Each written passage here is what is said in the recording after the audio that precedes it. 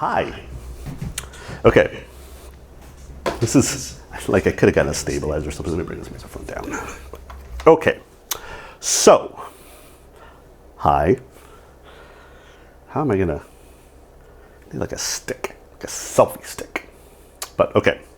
So, welcome to the Hive, which is kind of the alternatively the catch-all for the entire room or just this area here. So we're going to start with looking at some of the gear. Let me do this. Can I see what I'm seeing? No, I cannot. Okay, that's really disconcerting. Okay, I have to look over here. This is the current setup, and it of course is always subject to change, but this is where I'm at for now. Over here is kind of the synthesizer corner-ish, one of them, and eventually I'm going to be flipping this whole setup around, so I'll be coming in on this side. But we've got a Roland System 8, which I got literally the day of my first music stream, and I immediately hooked it up and used it because it was great.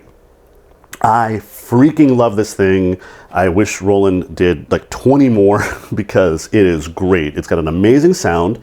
It lets you load out like models of keyboards.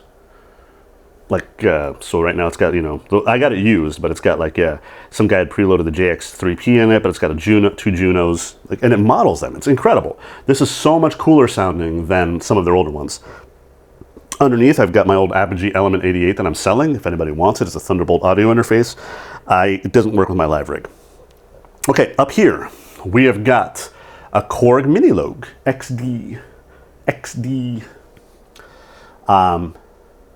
But yeah, this is cool. I don't use it that much. I haven't really dug through programming my own patches because I don't like most of the built-in patches. Finally, you've seen this on stream and I've shouted it out multiple times. My Commodore 64, I should say my family's Commodore 64 from when I was like 4 or 5 years old in 1984, 1985. The monitor that I used for it cracked during the move, and I just haven't bothered replacing it. But this thing, it's got a SID chip, and I have, from Germany, a cartridge that goes in that turns it into a MIDI synthesizer. So yeah, so this is kind of like the synth corner over there. Then we've got a pile of junk down here. Okay, my Ableton set we'll take a look at in a little bit. Microphone. I've tagged them on my Instagram before. This is a Vanguard V13 tube mic, Vanguard Labs. It is a gorgeous, gorgeous, gorgeous microphone. It looks great. It sounds incredible. I've got about 4 or 5 different studio mics, and this has become my favorite, especially for live use. It's really fantastic. You can see all the wires running all over the place, by the way. All right, bottom tier. This, I love it. I don't know why I never got one of these before. Something like this. It is a Kawai MP7 SE stage piano. And it's got like grand piano action. I'm checking the chat here. Yeah, it's got like grand piano action. It feels fantastic. As far as a digital stage piano goes, it's among the best you're going to get for the price. Okay? We'll talk about what's going on underneath in a second. I mentioned I brought the MPK 249 back in. You know, I kept wanting to sell this thing, but the fact that the keys are a full-size synthesizer keys as opposed to like the mini keys on the key step makes it much better for me for the harmonizer. And I guess, you know, it has these mixing stuff here. I haven't used this in ages, so I have to reconfigure it, maybe even today at some point.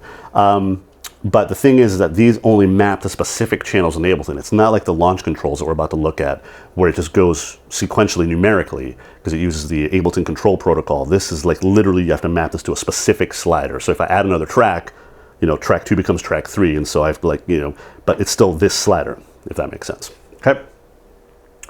No, Zarius asks if the Commodore 64 ran a BBS back in the day. That did not, no. It was the PC I had. Then we've got an Ableton Push 2 and a purple Behringer TD3 and my custom loadout on the Launchpad, whichever one this is, X, I think it is, which we'll talk about in a second. We'll come back to that. Okay, over here we have got Something that was not in my old setup until I came here, and this is a Yamaha SY85. This was my first synthesizer. I've had it since I was about 12 or 13 years old. It's a sequencing synthesizer. It's a music workstation. It came between the Yamaha SY77 and the 99, and it had a completely different style of synthesis. Floppy drive. Oh, amazing. And all in all is the old, like besides the Commodore, this was actually mine. It was used live a lot. Tons of keys are broken. Cigarettes melted. Like, you know, this thing saw a lot of action. So when I was able to get it out of storage and get it hooked up into the live rig, it was just a great day. Okay, don't need this cable. Next up, we've got Waldorf Blofeld. Kind of regret getting this synth, actually. It's not bad. I just don't have a ton of use for it. Thinking of selling it, but I mean, as long as I've got the space, I'm hanging on to it. It's got a great sound, though. Okay. Over here, we've got a relatively newer addition is the Roland TR-8S drum machine. Love this thing. It's fantastic. Love the sound of it. Love working with it. Wish I'd gotten it much sooner. The Roland MX1 I was just talking about, which is this mixer that I don't have hooked up yet. And we've got control surfaces. These are the 3 launch controls for mixing and stuff like that. Way fun. Okay. So we're going to talk about my custom setup here for the Launchpad and my Ableton kit. So I think I've shown this once before, but it's evolved since then, and I'm continuing to evolve it. This is using components, Novation's components, to set up custom shortcuts. And I don't know if you can read them. Let me see if I can bring the camera closer. What I did is I printed this on transparency paper with my laser printer, labels of what every button does. So the ones I use the most are the ones that are rubbed off. These here, because I should have printed it on the inside, on the other side, and printed it in reverse. This row here lets me route pretty much anything to anywhere inside of Ableton, which I'll show you in a second.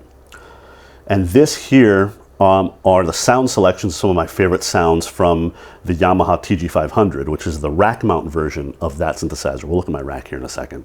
I'm going to show you my rack. I hope you like it. We've got our looper controls here. This is all going to be changing, like I was just talking about with Dan, because I'm probably moving to a different looper. Time signatures, because, you know, 4/4, 3/4, 5/4, and 7/4, and sometimes I just choose 6. And finally, something I mess up all the time is routing stuff to preview, like the Q, which you don't hear, it only goes to my in-ear monitors, doesn't go out, back to main.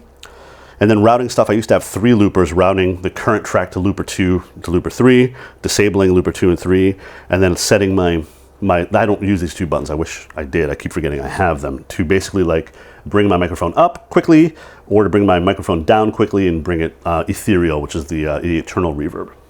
Okay? Now, down to the rack. I'm trying to like look over at the other screen. This is, I mean, like, this is spaghetti right now. This is so bad. Okay, I really do need to clean up the cables, but I'm waiting to do that until after I flip. So at the top, we've got a Mio XL, which I use for MIDI connectivity. This thing was pretty good for me for most of last year. That stresses you out, Fee says. Yeah, it's not great, and it got torn up even more because I had to figure out how I was going to do today with, I don't know if I mentioned this, but my Amazon got stolen yesterday.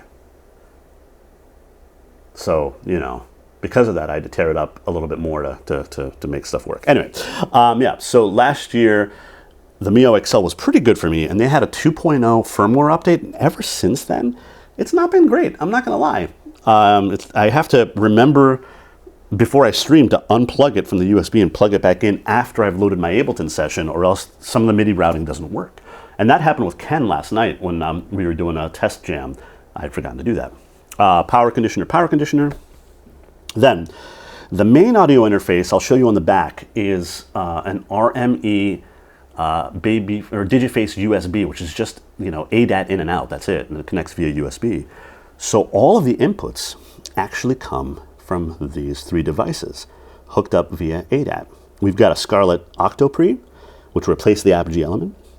We've got a Behringer 18i20, which is kind of noisy, but I've had it for a while, so I used it. And then so this was the original audio interface that I used in the live rig, the Focusrite Scarlett.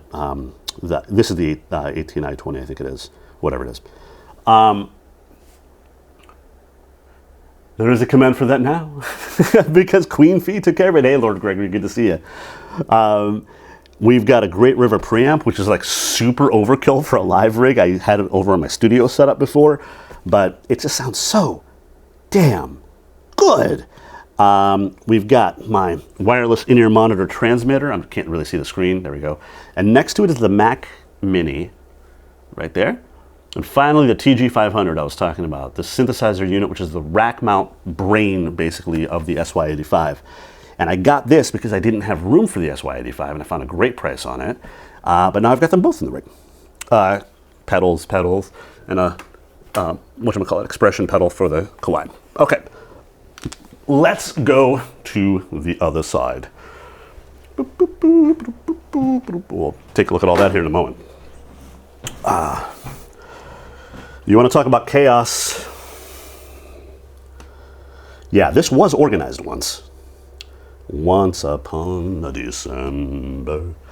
This was organized. But yeah, here is the Babyface USB that has all the ins and outs going to the inputs I showed you on the front, as well as the tube box for the microphone. So that entire live rig comes over here to my desktop rig, which I'm not going to go through everything that's in the desktop rig, but patch bays, audio interfaces, extra interfaces. I'm pretty much an all RME audio interface shop right now, just because they work so well and they're so incredibly reliable. I cannot say enough. All right, the guitar that I can't play very well that I'm still trying to figure out how to incorporate. Yeah, so I mentioned this place is still trashed, folks. I wanted to clean it up, to give you a full tour.